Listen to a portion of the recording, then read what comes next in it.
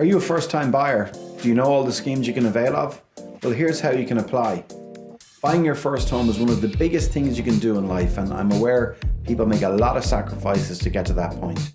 But the state can also provide real help to make the move to owning your own home, and I want to make sure everyone knows the schemes that are available, how to access or apply for them. In some cases, we can contribute up to €100,000 towards your first home.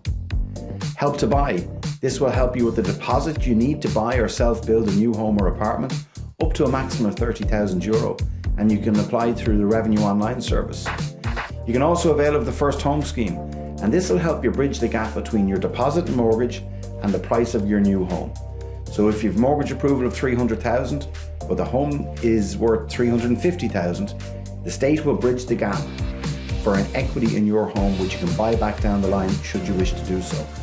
To apply, go to firsthomesscheme.ie. We're also making home ownership more affordable for first-time buyers, for those who are having issues accessing a mortgage.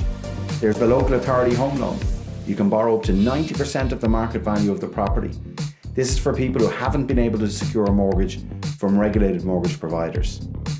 The local authority affordable purchase scheme will help people on low to moderate incomes to buy homes at reduced prices.